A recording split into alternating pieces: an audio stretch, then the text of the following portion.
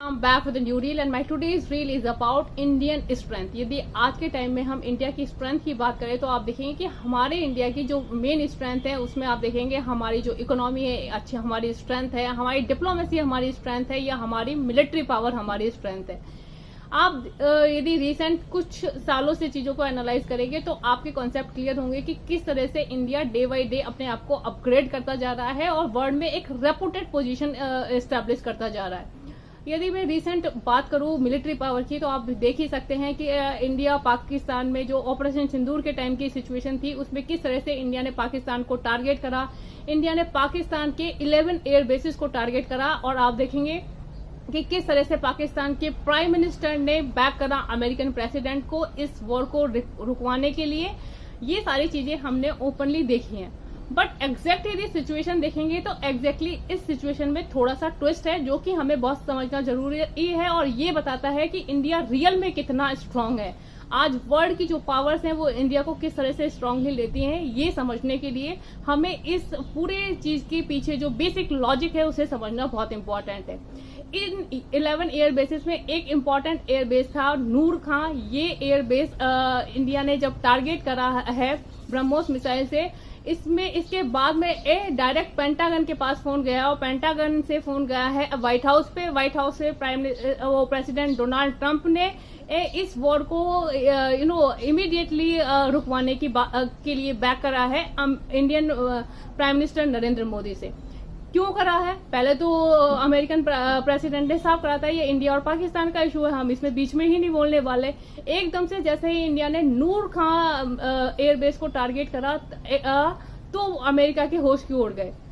इसको समझने के लिए सबसे इम्पोर्टेंट है समझना कि आप देखेंगे जो ये नूर खां एयरबेस है यहाँ पर अमेरिका के काफी सीक्रेटिव इंफॉर्मेशन है, वहां पर इनके सैनिक हैं और यहाँ पर कई इनके सीक्रेटिव वेपन्स हैं जो कि अमेरिका एक स्पाई एयरबेस की तरह यूज करता है इस एयरबेस को, जिससे कि लोगों को पता नहीं चले या वर्ल्ड को नहीं पता चले कि अमेरिका यहाँ पर इनको लेकर किस तरह से अफगानिस्तान और ईरान को स्पाई करता है। तो अमेरिका चाहता ही नहीं था कि वर्ल्ड में ये सारी चीजें डिस्क्लोज हों, ओपनली चीजें बाहर आए। अमेरिका ने इमीडिएटली इंडियन प्राइम मिनिस्टर को फोन करा और इसको सीज फायर करवाने के लिए बात करी। अब ओपनली यदि वो ये बोलते कि हमने इस चीज को लेकर सीज फायर करवाया तो ये चीजें डेफिनेटली काफी नेगेटिव हो सकती थी अमेरिकन प्रेसिडेंट के लिए, क्योंकि उन्हें अपनी कंट्री की रेपुटेशन को बचाना था। आप सोच सकते हैं कि आज के टाइम में वर्ल्ड पावर किस तरह से अपनी रेपुटेशन को बचाने के लिए इंडिया को बैक कर रहे थे। तो उन्होंने ये कह दिया कि हमने तो इंडिया और पाकिस्तान के बीच में सीज फायर करवाया है, जबकि अमेरिका अच्छे से जानता है कि यदि इंडिया की ये ब्रह्मोस मिसाइल ने हो सकता है कि अमेरिका के सैनिक या अमेरिका की सीक्रेट इंफॉर्मेशन या वेपन्स में से उनको भी नुकसान हुआ हो, जो कि ओपनली अभी कुछ भी क्लियर नहीं है, ऑफिशियली चीजें भी क्लियर नहीं है। बट आप देख सकते हैं कि वर्ल्ड जो पावर है किस तरह से एक अपनी रेपुटेशन को बचाने के लिए किस लेवल पे डिप्लोमेसीज प्ले करती हैं। तो उन्होंने ये कह दिया कि हमने इंडिया और पाकिस्तान के बीच में सीज फायर करवाया है। अदरवाइज यदि आप रियल में देखें कि आपको लगता है कि America is concern about Pakistan, America को फर्क भी पड़ता है कि पाकिस्तान को कुछ हो या नहीं हो, अमेरिका को खाली अपनी रेपुटेशन बचानी थी। पाकिस्तान तो जस्ट दिखावा था, एक प्रॉक्सी सिचुएशन थी। रियल में तो अमेरिका को अपनी सिचुएशन को बचाना था। उन्हें पता था यदि नूर खां को इंडिया ने प्रॉपरली अच्छे से टारगेट कर दिया तो अमेरिका के लिए ये कितना बड़ा खतरा हो सकता था।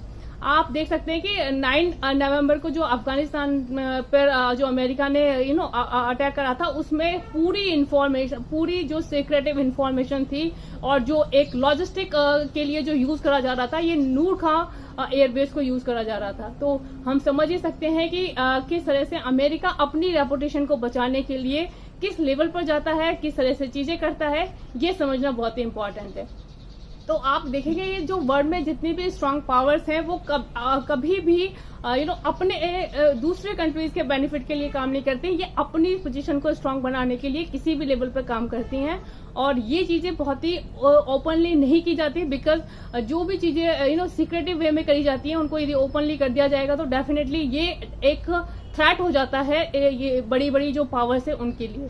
तो इस चीज को ऐसे कह दिया गया कि इंडिया और पाकिस्तान के बीच में अमेरिका ने सीज फायर करवाया। अदरवाइज जो अमेरिका की सिचुएशन हो गई थी एट द मोमेंट, जैसे ही नूर खान को टारगेट करा, उस इमीडिएटली डोनाल्ड ट्रंप ने इंडियन प्राइम मिनिस्टर को फोन करके ये बोला है कि इसको सीज फायर करो, otherwise we were in a big loss. मतलब उनको अरबों में नुकसान हो सकता था, उनके जो सीक्रेटिव वेपन्स थे वो नष्ट हो सकते थे, और मे बी उनको हुआ होगा कुछ लेवल पे, तो डेफिनेटली हुआ ही होगा।